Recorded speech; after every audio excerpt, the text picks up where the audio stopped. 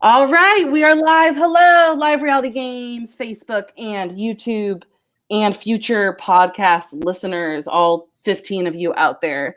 So, welcome to our Survivor BC episode 8 and 9 recap. This has been a long time coming. I have been loving this season, and this is episode 9 was the penultimate episode leading up to the finale. Today, we have me. I'm Hannah. I'm just a big old fan of Survivor BC. And Matt, do you want to introduce yourself? I'm Matt. I'm a former contestant. You guys haven't seen me on YouTube yet, but I was on some of the Facebook live streams last summer contestant for Survivor BC. And I've reached out to Jaira in the past couple months. And so I've been helping him edit some of the last couple episodes. So episode 8, episode 9, and we are in the thick of editing the finale right now. Not as we speak, but Jaira might be actually as we speak. And they've been amazing episodes. Amazing. Thank you, Matt. Lord's work. Thanks, yeah. And we also have with us. Yeah, I'm Devin. I played season 4 of Survivor BC. It was called Survivor Canada then, but it's still the same series. And I was on site filming and helped out in production, even in like twist. Actually, no, he did the twist design and stuff that season. But like I've helped out pretty extensively with Survivor BC for season 5, which is this season, as well as 6. And I kind of helped in the game design for 7. I'm all in with Survivor BC. Love it. So that's good because I have like several questions about these past 2 episodes of like things that behind the scenes, things we didn't see, like the Super Idol came out of nowhere, and then also everybody knew about the Super Idol. So I'll definitely be asking you guys some questions as we go along. What season did you play, Matt? What was yours? What number season was yours? Season 7. 7. Okay. Yeah. And then so that was this past summer, and that was only all Canadians because the borders were closed. That's right. And I think there was a couple pick-me-ups too. I was originally cast for sort of a shorter game, like a 3-day game. And there was obviously a bunch of dropouts from people from the States who couldn't travel. So myself, Stevie, we both got pushed up to the main game. And then they had to bring in people like Tyler Kakuno, of course. Yeah. Luke. It's like Mufasa. You say Tyler Kakuno, you're like, ugh.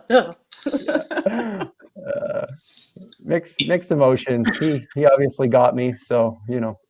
Yeah, I guess, and since we're spoiling about like the returnees for that season, Jeff from this season that we're recapping also returns for this for season 7 that Matt played. Jenny as well from, I believe, season 2. Season 2, yeah. She was a returnee. There's 2 tribes, 2 returnees per tribe.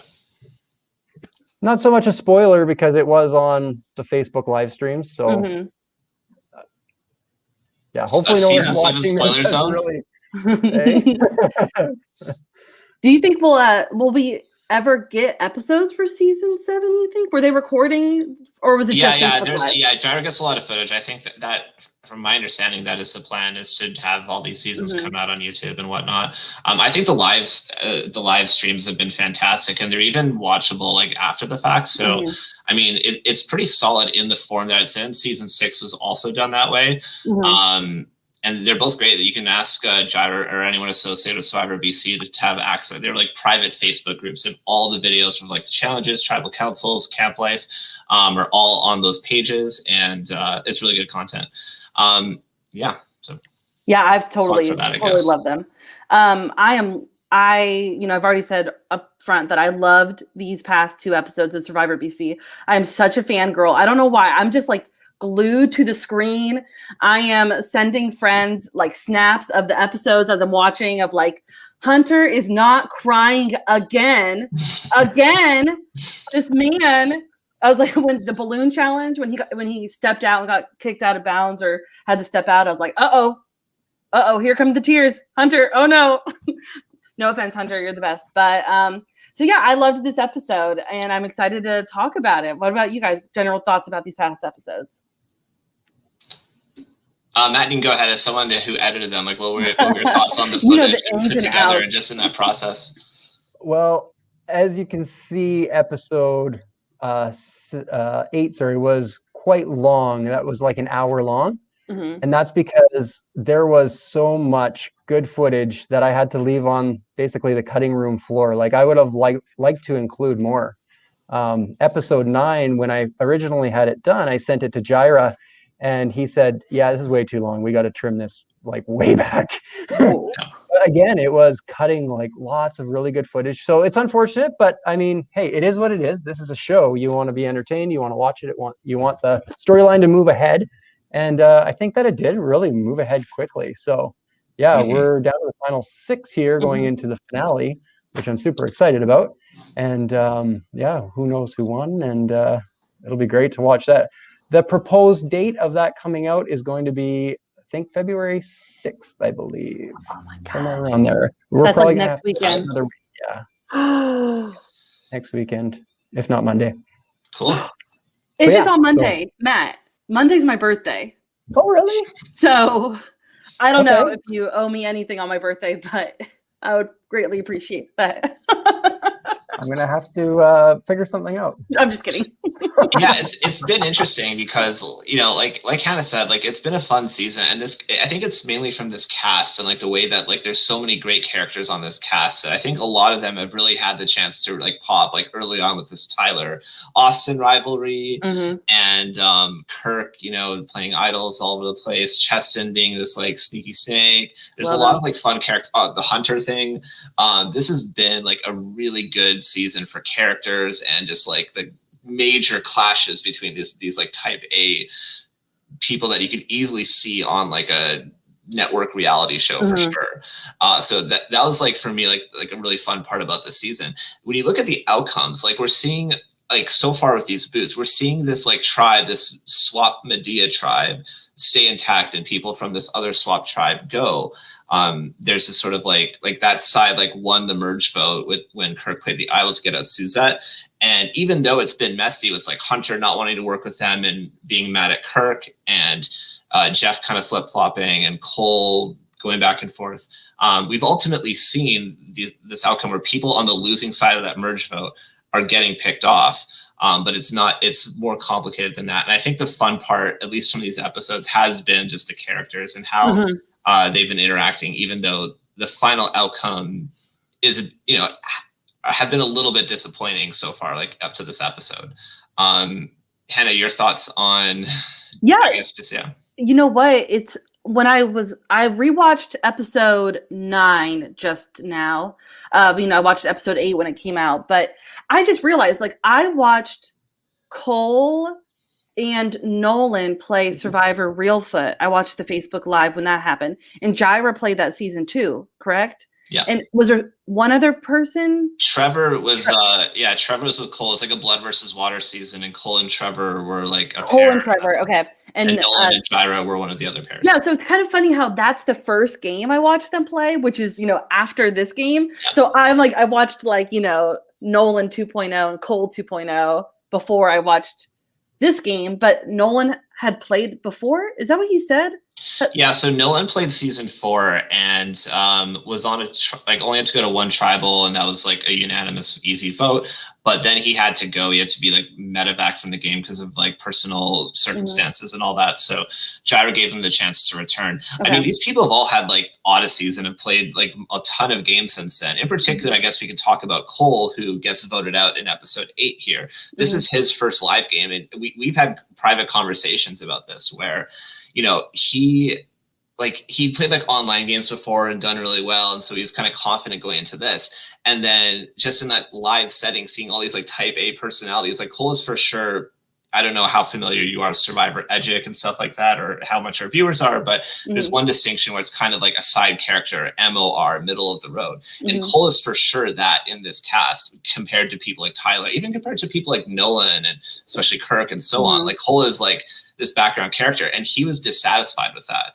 Like from an entertainment standpoint, but also from a game standpoint. It's not like when you're a sort of side character, a middle of the road character, it's hard to like build momentum going into a final tribal and have the chance to win. And so this is all stuff he's talked to me about and really took to heart. And he's tried to play like a bigger game and be more of like one of the face of an alliance kind of person. That's been the direct progression from him to Reelfoot and other games. Yeah, I totally saw that in Reelfoot. I would say. Mhm. Yeah, and that was a direct response to playing with people like Tyler and so on. And he's told me that directly. I guess love what Dustin said. I got to watch the prequel. I'm watching the prequel of this is the Joker origin story, basically. But I guess leading into this vote, so this is an interesting vote. I mean, where he goes, like it ends up being, I think, a 3-2-2 with 2 of the votes against Kirk being negated. That I think in episode 8. I guess like your thoughts. It's a hard vote to like dissect and break down, but I guess the main thing is that's interesting is like, what if you're in an alliance? Like it's kind of broke down to 2 sides or 1 side split. If you're in an alliance and you know the other side has a super idol, what do you do? How do you try to play around that? Any thoughts on that from watching that episode? Because I think that's the main question. Well, I have a main question. Go. What is the deal with the super idol staying at camp? Did I miss the explanation? Oh, so basically the way that it was kind of worded was if you bring it to tribal council, you have to use it. That is to say, like you have to sort of make the decision on whether or not you're going to. So I guess to set it up first, this super idol has a condition, which is you're not allowed to vote at tribal council. You have to sacrifice your vote in order to have the opportunity to play it, which is what Jack you don't did have at that to play it. Yeah, you have to. Yeah, it's not like you're forced to burn it once you do that. Okay. Because we see, so basically, yeah, you only get the opportunity to have like the option to use it at tribal council after the votes if you sacrifice your vote first. So which we see Jack do at the Cold Tribal. He no votes. So had Jack received the majority of votes, he could have super idled himself and been safe. Or if anyone else. Yeah, I love that. That's the way to kind of. Yeah, I think it adds something. I think there's more that could have been done, but I think that it was a good start. When I saw I signed off on it when I saw the idea. I'm like, this is a cool way to try to make the super idol work for sure. And so the thing with leaving it at camp was that you have to make the decision on whether or not you're going to no vote and like go with that before you go to tribal. Otherwise, you have to like leave it at camp or something. That was the idea. That was like in the written up rules for that idol. Okay, cool. And I had written in my notes that the super idol cut was hilarious. I loved everything about it. I was laughing. I was dying. The idea behind that super cut scene with finding the super idol was when I was searching through the footage, I actually couldn't find anything about the super idol or the find of the super idol. So I had to come up with an idea. So I actually contacted Jack and had him just sort of say something like along the lines of, "Hey guys, I found it." And so you see kind of you see everyone saying like super idol, super idol, super idol, super idol, super idol. And then at the end, the music's building and then it's Jack kind of on the black screen saying, I found it. But then of course, I guess Jaira did have some of that footage. So he made up a scene that we put at the end kind of as more of like a hero scene, I guess you want to call it that. I'll actually say too, this doesn't, everyone was around for the finale. So this, what I'm saying doesn't spoil anything, but we didn't have the footage of Jack finding it. So we sort of like reproduced it after the fact. We made like Jack go back and like find it. Just, we had footage of that. Since the whole season revolves around this Deus Ex Machina idol. It's DC Deus Ex Machina. We figured that was something that needed to be done. So I love it. That footage actually comes from like after the finale. You love a live game. So yeah, Steven just said, I love the intricacy of navigating the super idol. Yeah, so back to that, I guess like that's the thing that's difficult for me is like it is such a difficult thing. It is just so much power, and especially he can play it on someone else. If they get the majority of votes and Jack had no voted, he can just sort of get them out. For me, I guess to sort of lead this discussion, I don't think there's any way around it except to just, if you have a majority alliance, be like, one of us is going to die. There's just no way around it. But then you defeat the super idol and and go with that. We don't really see that happen. Like Jack still has it as of this episode. What are you guys' thoughts on like playing against an alliance with a super idol? Is that the way to go? Or well, these are really good points. I would say that Jeff was in the position that you're talking about, in that he needed to decide, like, do I go with this group over here, or do I stick around with this sort of group? They have a super idol, there's less guys in there, maybe I have a better chance with them to make my way to the final 3 or 2, whatever it ends up being. So Yeah. yeah, I would say Jeff had to navigate that, and I thought that he did it actually quite well. I know they kind of sprung it on him, and they knew that he was doing this running back and forth to each side and sharing information, and so they had to kind of tell him last second, like, okay, this is who we're voting for. Vote Cole, and that's who ended up going home that night. Mm-hmm. I'm trying to think through a plurality vote that would work. Like, I'm trying to think through the numbers of how you could make it work. If you could be so much of a survivor mastermind that you can try to dictate all of the votes, have no one check with each other who they're voting for to make, what you want to happen. Or, if there's always someone on the bottom of the majority alliance that you're going to have to get rid of eventually, just make sure that the other side, getting good with the other side and say, like, vote out them, I don't know. Yeah, it's a complicated question. It was the final 8, and I guess the side that was against Jack's side, Jack for sure was like Jack, I think Kirk and Cheston that were all for sure together. The other side thought that they had the other 5. That it was like Nolan, Cole, and Regan thought that they had Hunter and Jeff, but I guess only had Hunter. So it was a 4-4. Jack no voted. So they thought they had like a 5-2 or a 5-3, and they tried to split.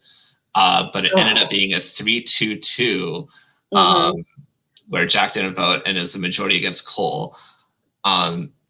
So yeah, I mean, it's a complicated vote, but I guess that's the gist of it, from at least from our perspectives. And yeah, I think that I guess if I'm in the other side though, I guess I'll say that, like, I don't see the value in splitting. I don't know what that accomplished, because I think it's like, if Jack plays a super idol, you're basically dead anyways. I don't see. There was one way that I think could have worked. Okay. If they piled up, so they had 4 votes essentially, right, without Jeff. If they piled all 4 votes, Jeff in their plan. Yeah. Right. Yeah. They would have to pile all those votes onto one person, and hope that Jack doesn't waste his own idol on them. So it would have had to have been Cheston, but the problem was they were telling people like Kirk, like, it's going to be Cheston, it's going to be Cheston. So Kirk kind of knew, like, no, it's not going to be Cheston if they're telling me that. It's going to be me. So he plays the idol on himself, gets it right. They tried to split the vote, which was probably the wrong decision anyways. If they would have done what they probably should have done, was pile them all on Cheston, then they would have been able to survive that vote. And just force that decision. Yeah, I think that's really good logic too, especially someone that's not Jack, because then it's like you put Jack to that kind of monumental decision, and it's hard to. I mean, it's hard to take that. It's hard to just waste a super idol and like leave yourself vulnerable afterwards. So did he say beforehand he wasn't going to play it on someone else? He did. Am I imagining that? No, it was a very emotional conversation. It looked like he was having with Cheston, because I think Cheston started to tear up when Jack kind of said, like, I can't use it on you. I'm sorry. And he's like, I understand. Yeah, which okay, well, yeah, and that's right now that I think about it, and that swings it a lot more towards that being a good idea to pile votes on someone besides Jack there. I will say also really quick on this that Kirk finds this other idol, which is super impressive. Apparently, like, we didn't get footage of this, but it was super late at night. But he goes like under this bridge where they're sleeping to get an idol. Kirk, a legend as usual, just like chef's kiss. Yeah, exactly. Like, I would have dreamed for footage of that. It makes me like want. I think this kind of inspired us to like do more night footage and just have people like at like wee hours of the night just like ready. I think we started to do it more in later seasons, because that would have been such prime footage of Kirk doing that. But obviously it's like midnight. There's only like 3 major prod members. I have something to say about Kirk finding the idol. Hot damn! Hot damn! Oh, that's So good. my favorite part. That lives rent free in my head. Not even kidding. I'm a huge Kirk fan, and the hot damn of that idol play. Yeah, Kirk's, berate them beforehand. Well, he didn't berate them, but you know what I mean? He gave them a talking to beforehand. Oh, totally. The speech was great. I mean, Kirk is, I mean, he comes across in this in the episodes and stuff, but just in person as well. He's just so electric. Like, he is like, it's shocking to me that he hasn't been on CBS Survivor or something, because he really is. It felt like I was like talking like Richard Hatch, like this, like, or just some like mastermind. Yeah. Like, it's just articulate, but also so expressive. It's quotable. Hannah, I'm reacting because we have not talked about one of my other favorite parts leading up to this vote. When he walks up to Hunter And he Ooh. remember, oh my gosh, this was before the episode 8 vote, right? Yeah. And he walks up to Hunter and he goes, I hear you guys are voting for me or something. like, you're dead to me. Why would you do this? Am I imagine? Sorry, it's been a couple of weeks. It's coming back to me too. Yeah, That, he's like, that conversation. He is so rude to Hunter, which comes across as super rude, right? Mhm. And Hunter is emotional, having an emotional response. But Kirk played that perfectly. Kirk is not the type that will do that just for fun. He was doing, in my opinion, he was doing it as a play to find out if he was getting votes. So he Guaranteed. Oh yeah, especially when you have an idol. Yeah, absolutely. I think that's and important. he played it so perfectly that he got to fit. He's like found out exactly that he was having votes on him. And so the thing is too, so this vote ends up being 3-2-2 with Cole getting a majority. Kirk idles like on paper unnecessarily, but I think that at least from my perspective, like these kinds of plays, you know, are important to make and shouldn't just be looked down on if just because the result didn't work out that way. Like Kirk knew he was getting votes. He knew that like there's potentially a majority, especially if Jack wasn't voting. You can't have perfect knowledge of it. You have to make plays that are just like fundamentally sound and make sense to counter the range of plans that your opponents could have. And I think that's what like Russell is someone that's played idols very well. Russell Hantz has played idols very well in Survivor in general, but he has, I think on almost multiple occasions, or at least once for sure, played it when he didn't need to, just as a precaution. But that works, especially when you're Kirk and you're amazing at finding idols and they're always be hidden. Like I really think people are too stingy about idols and really like, you know, there's only so many opportunities you're going to have to play them productively. So I don't fault Kirk at all for playing the idol here. Nope, not when one vote can make the difference. Yeah. Well, they were minority and they had to guarantee that if they made it through this vote together, because if not, they were just going to get it all picked off. So yeah. Yeah, I think it's the right play. And I think that it's something that people on paper that have like never played be like, oh, if I played Survivor, I would never play an idol incorrectly or whatever. But like realistically, like the whole point of these games is that you don't have full information. You have to make these kinds of plays. So I think it's totally fine by Kirk in that spot to idol. Or just play how I do. Never get an idol. Never have to worry about an idol. That's how you play. Give out an idol in your pocket if you don't have one. That's how I play. Can't fault that. I don't even look. Could you remind me once again, how did everybody find out about the Super Idol? Where did it start? Jack just told him. I mean, Kirk had the clue to the Super Idol, and he was open about that with his entire alliance, including Cole, who didn't vote with them at the merge vote, but kind of flipped to them on the Tyler vote. Tells them all, and then Jack finds it. I think correct me if I'm wrong, Matt, but this is how I remembered it. Like in the episodes too, like he basically just told everyone that was involved in the clue being shared, or it's spread. It's unclear of how it spread. There was a scene at night where like Nolan is asking Hunter when Hunter's having a breakdown, and he's like, "No, don't worry, Hunter, you can be with us." And then he says something like, "Does he have it? The Super Idol, Kirk? Does he have it?" And like Nolan's like, "Oh, I don't know. I don't think so." So I'm not. I guess it must have gotten out at the point because Hunter knew, and then Hunter flipped to the other side. So I think it gets out there. I'm going to assume that it was common knowledge in that, at least like right at that vote. But, yeah, at the vote, it sounded like everybody had known at that point.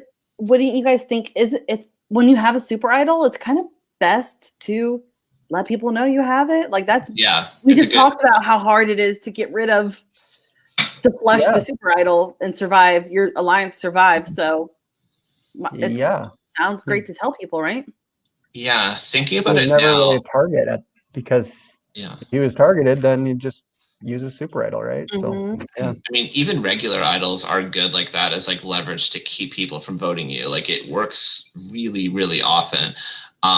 So Super Idol even more so. Correct me if I'm wrong in the comments somewhere if you guys know offhand, but I'm pretty sure like back when, like in the first seasons of Survivor that had idols, they worked like you could use them after the votes, and like Terry got one in season 12, and then Yul had one, I think, in season 13.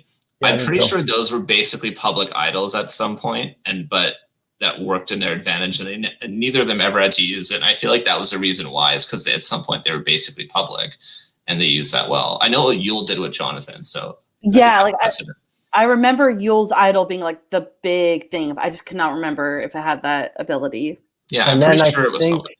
Yeah, and I think people realize that like these guys are just making it to the end because of this, and so they got rid of it for a long time until Cagayan when they reintroduced it again. Mm-hmm. They call it the Terry The Tyler Perry idol. Perry idol. Yeah. Right. So yeah. Anyways, just weird. Bag of tricks, baby. Mhm. Yeah.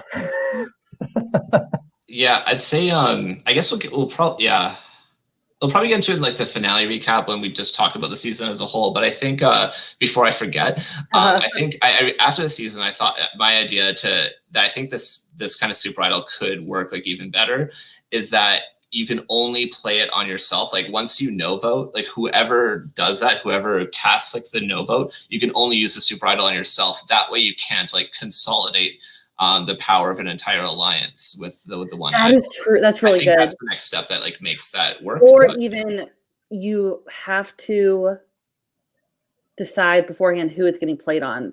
If it's not, I guess one person too. Yeah, maybe. Sense. Yeah.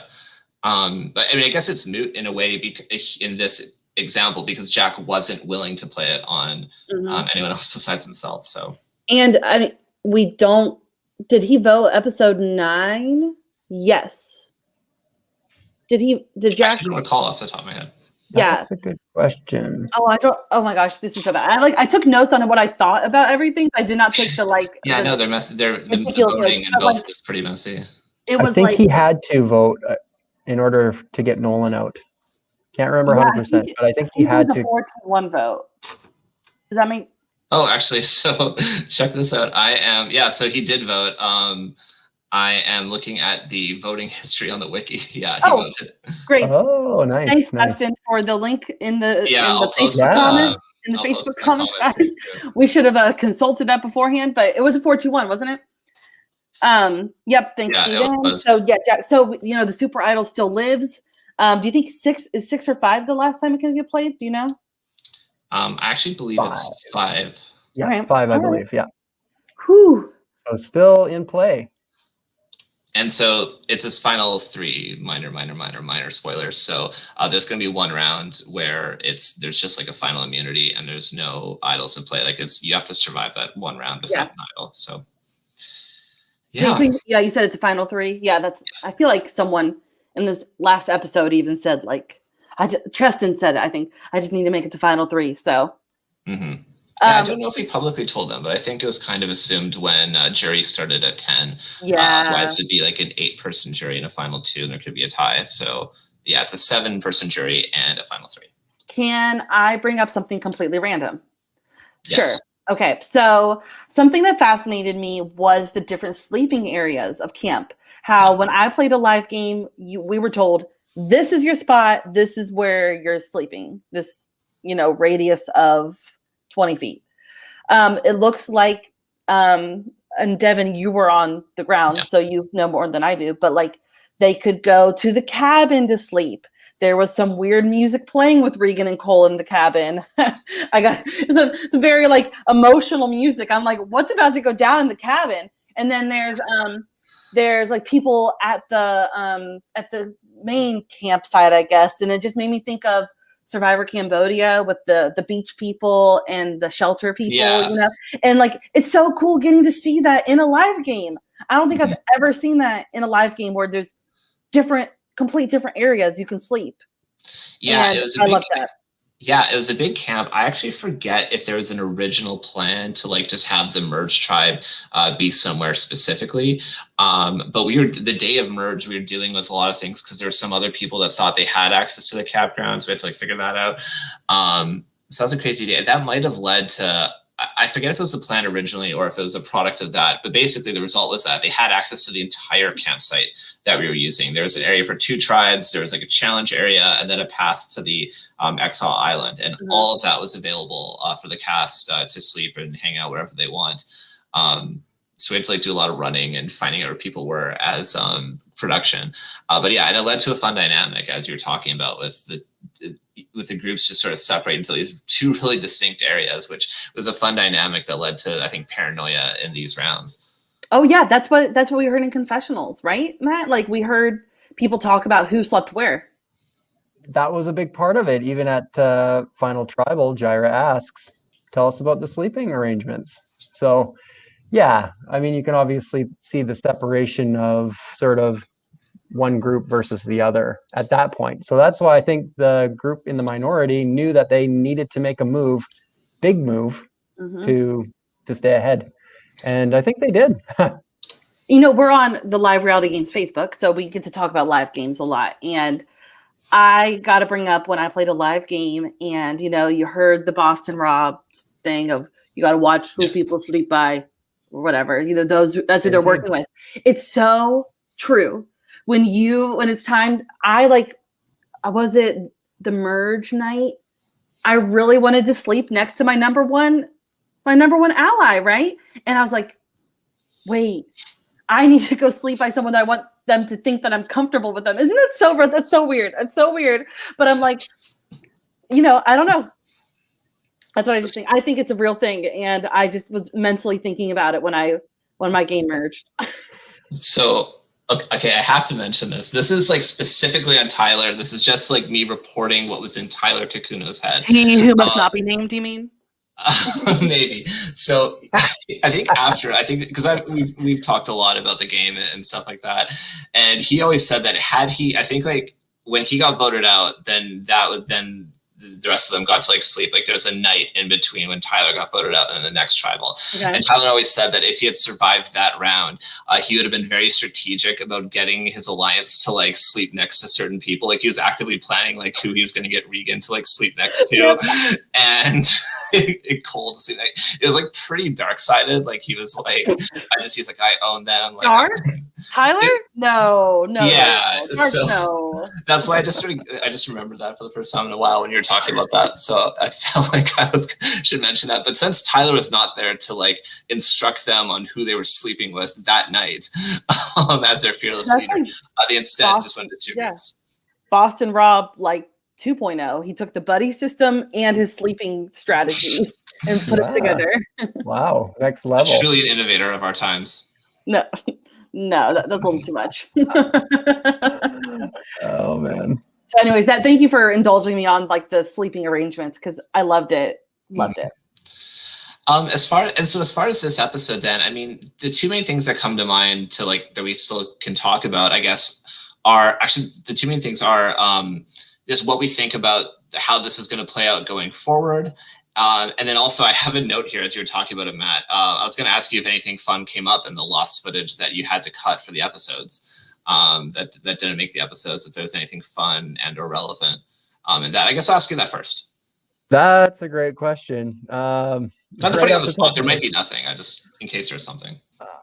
Oh man, there was a cool scene and it didn't make it into the episode, but there might be a small portion of it that makes it into the last one. But it was Regan and she's going around searching for an idol, and she's just so like I don't know, she walks on a cloud almost, you know what I mean? Like she's like like angelic almost, and she's just looking around and she sees a berry and she grabs the berry and she's showing the camera like, oh yeah, see this berry, it has these like little spikes on it, I'm not sure this, like I can eat this, I should ask somebody.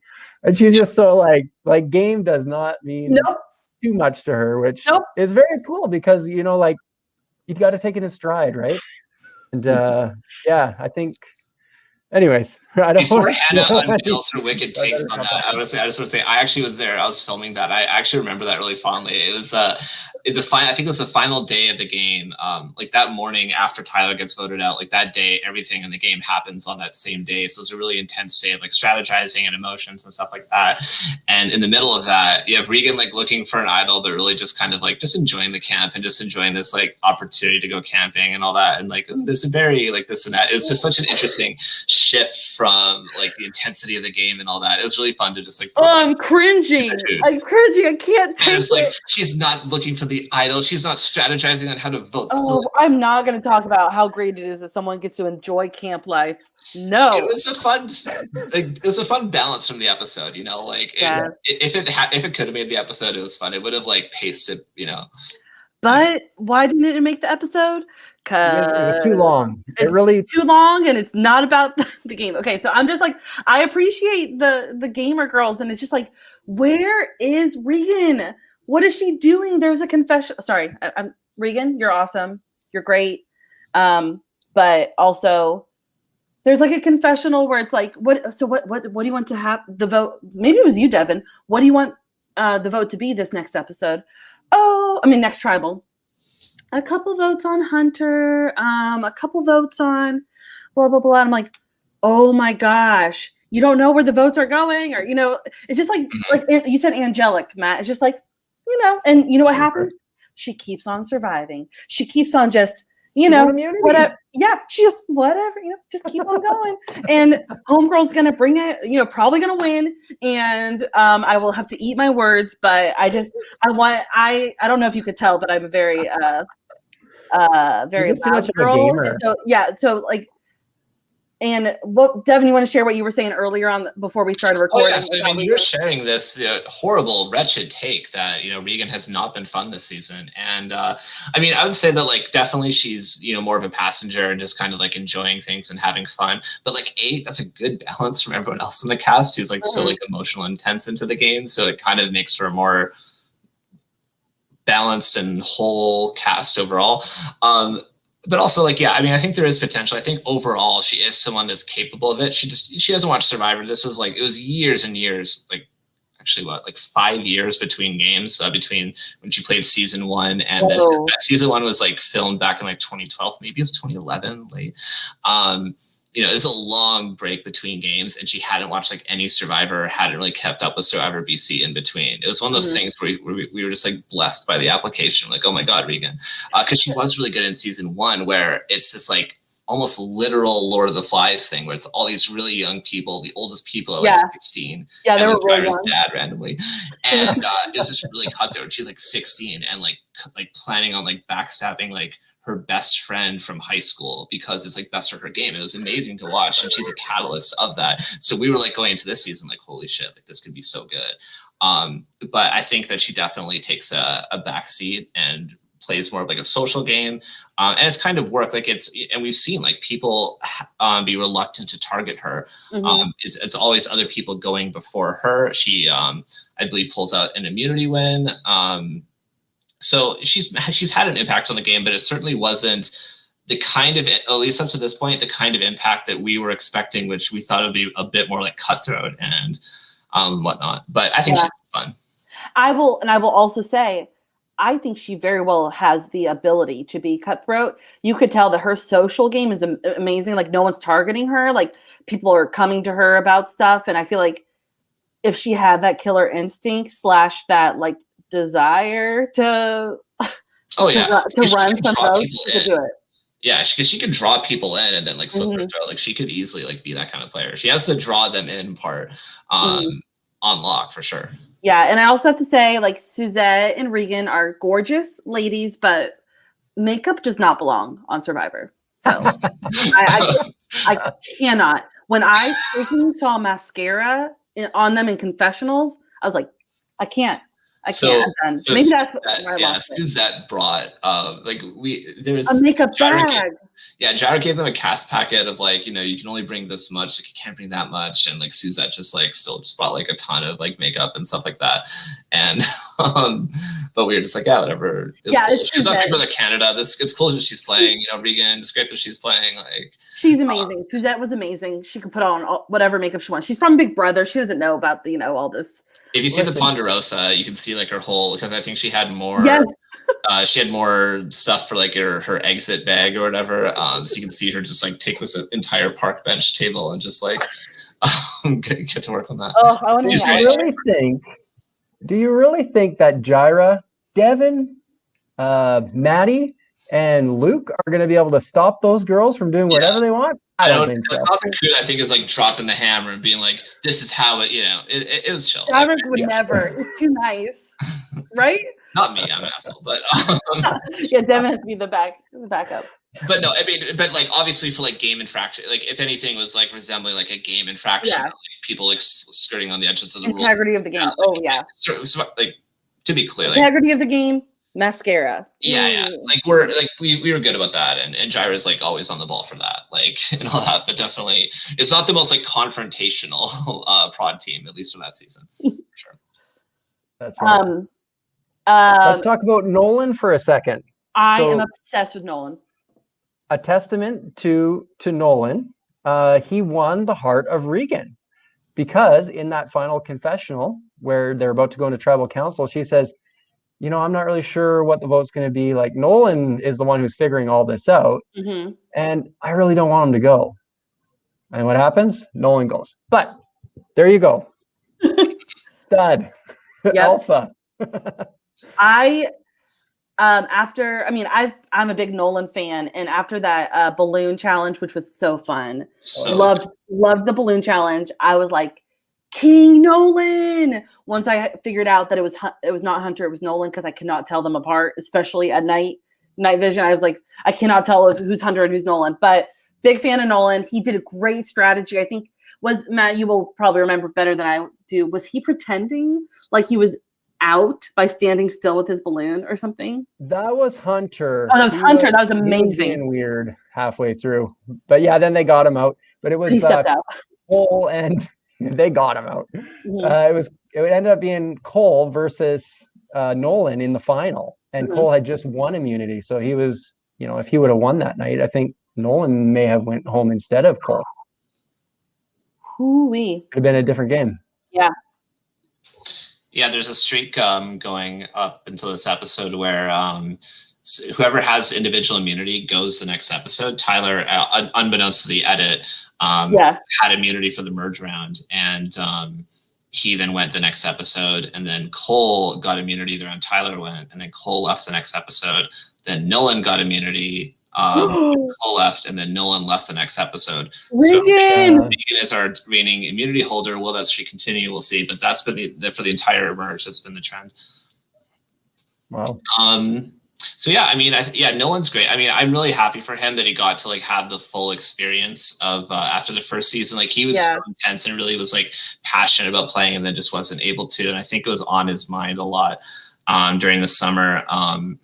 Yeah, he's great. He just has this energy about games. He's definitely polarizing. He's played like online games and like live games, and like some people just like hate his guts because he's very like in your face and speaks his mind and whatnot. But I think he's great. I think he's such a fun, intense, but like in a good way. Like he's never, Nolan's never really like a villain in games, in my opinion. Like he's just someone that plays hard, and sometimes it's off-putting, sometimes it works, kind of thing.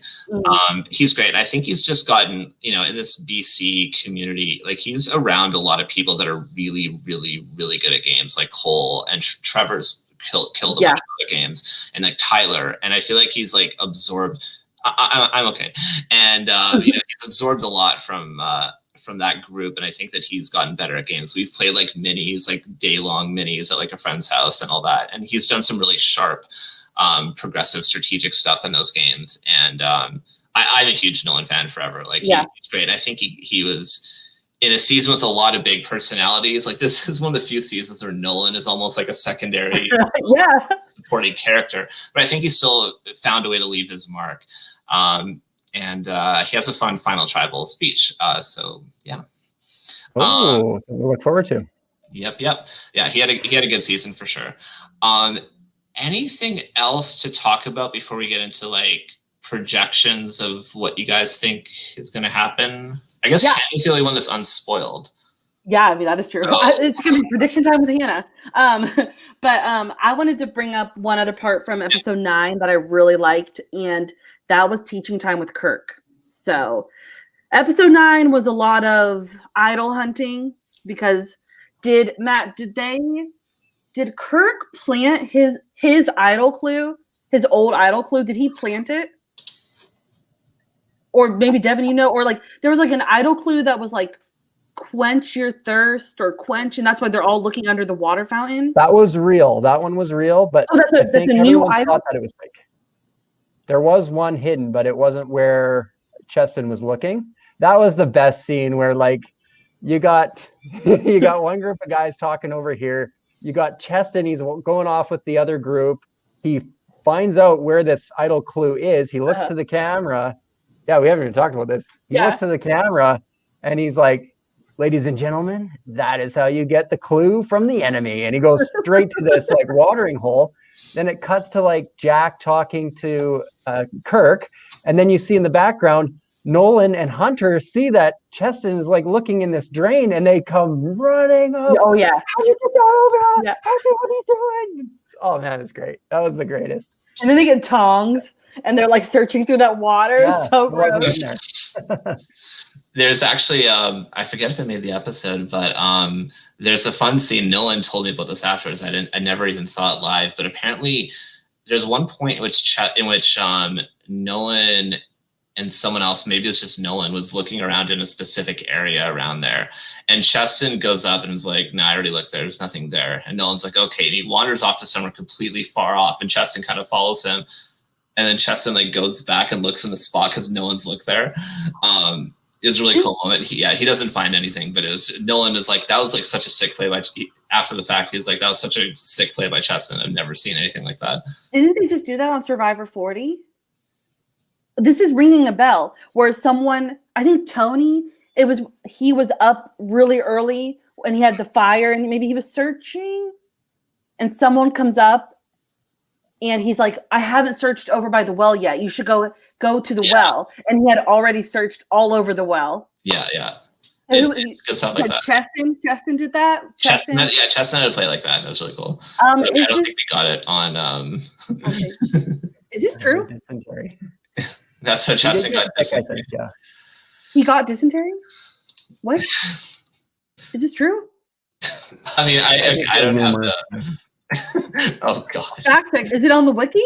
So, yes, this is official canon. This is not canon, like Kirk. This is. I think that might have been referencing some night where, like, at the Medea camp, like, there's like a stick. Cheston woke up and there's like a stick like down his pants or something like that, and it kind of just fell in there somehow. Don't quote me on this. Kirk can clarify in the comments. I love it. More to this.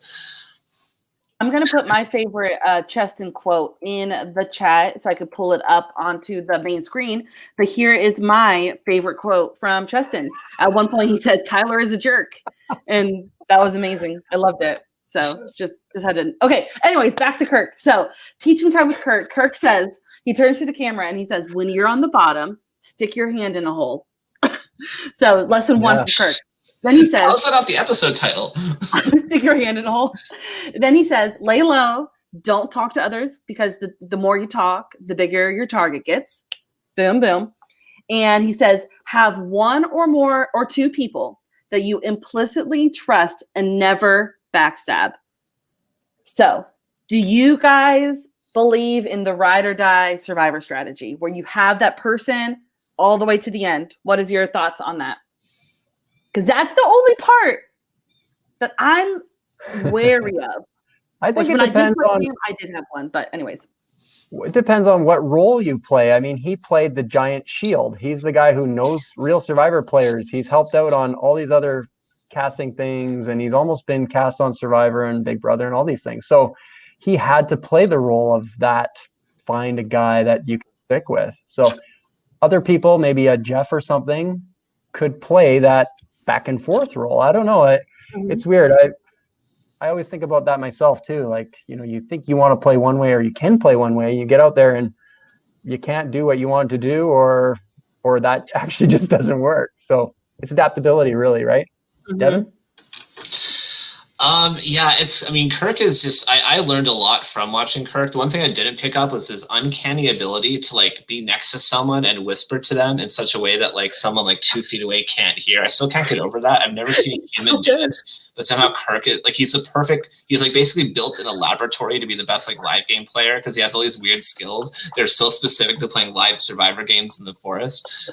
What a character he is. In terms of ride or die, I love it. It is the way that I like to play just because there's so much paranoia, and I think it takes a drain on your mental health in the game where you're just like, especially when you're like not eating a lot and you're like tired and not sleeping well, like it takes this drain on your mental health. And I think people forget that about certainly, the real show, let alone like these orgs or not orgs on like live games and stuff like that. Like it's a factor, and having like that one person you can trust and like not have to be suspicious about is huge. it's hard to lock that down, at least for me, because I'm scary in games. But you know, when you have it, when I have had it, it's just like it makes the game so much easier, especially if that duo isn't really like clocked by other people.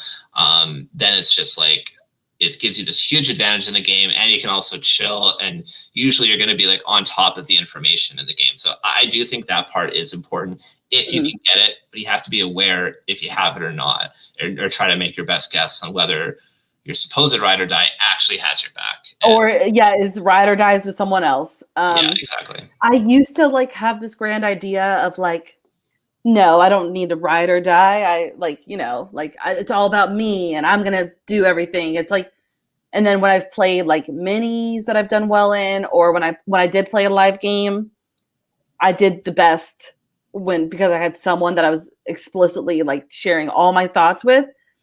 And, you know, you have two people getting information from different people, from other people, and then you come together and you compare.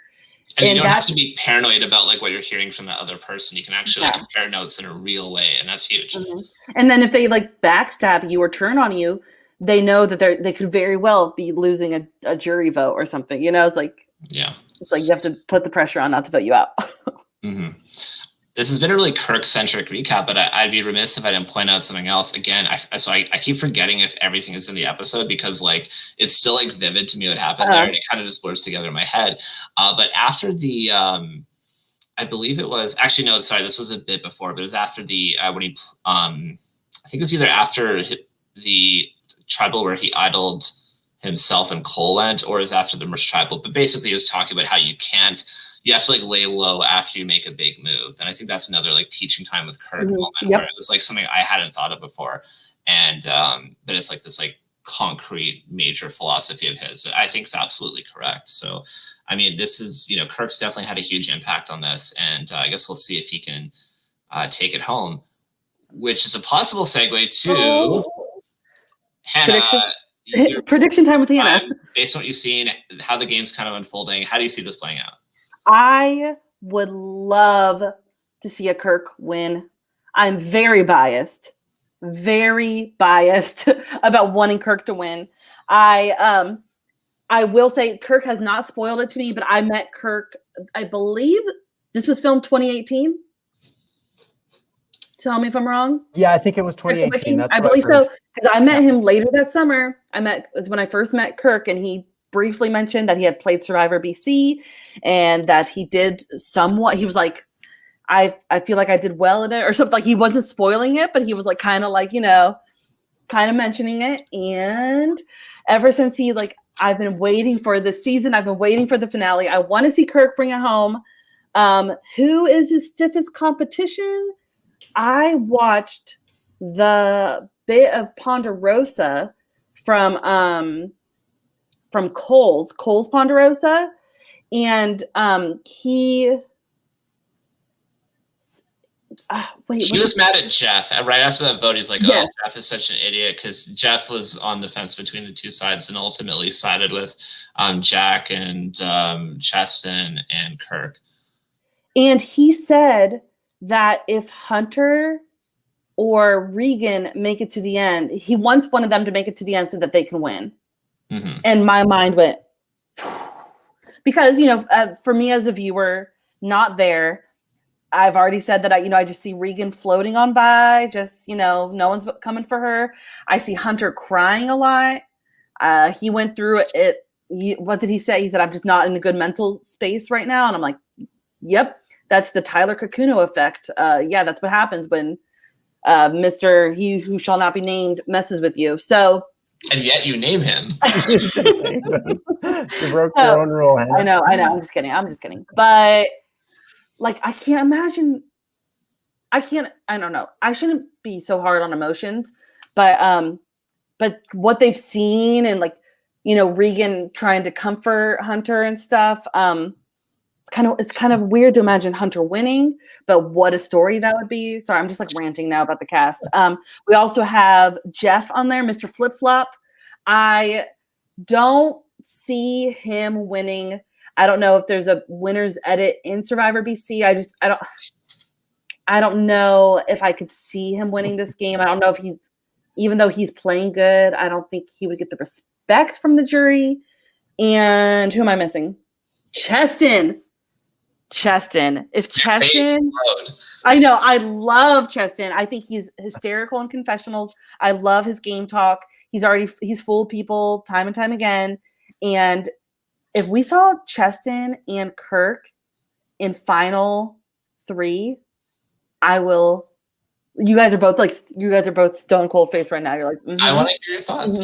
That would be the fight of the century.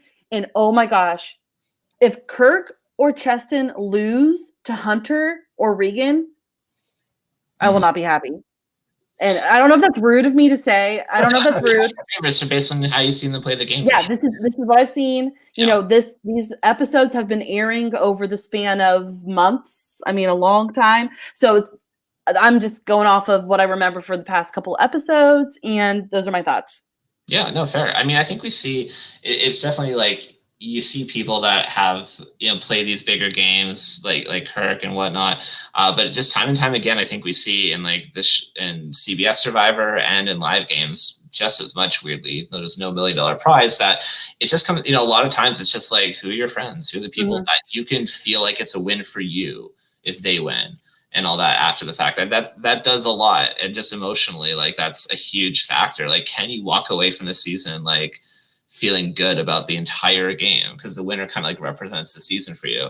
And a lot of times it's like someone that has mistreated you. It's hard to just like feel good about the experience overall if like they didn't get their comeuppance for getting you out. So I think we see that a lot. I think that's where like Tyler wants to see Regan win and whatnot, and could be like open to Hunter. I think right now, like the way that the jury is forming is people that I think are very open to voting for Regan and perhaps Hunter, because Hunter has like kind of thrown them a bone, at least with Nolan and Cole. So I didn't mention someone that I'm a very big fan of. Jack. I didn't even mention Jack. I think he's adorable. I don't think he has like the jury rooting for him per se. I don't think Tyler is very negative on. Okay, so did you see the Tyler Ponderosa?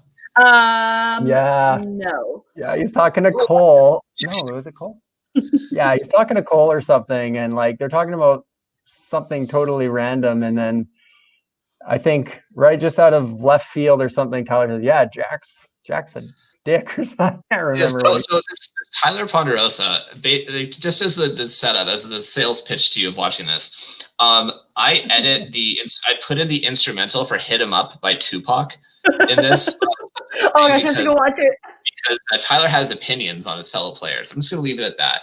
But I did include the instrumental for one of the most famous diss tracks of all time in this Ponderosa video. So it's Tyler going off for like 6 minutes and just like really ripping into like almost everyone. No, not Jack. Jack is perfect. What? He's oh my god. But you know, I think other people have kind of seen his game. You know, Jack he managed to get out of that original tribe that he was on, where he was potentially in danger with Tyler's alliance taking control.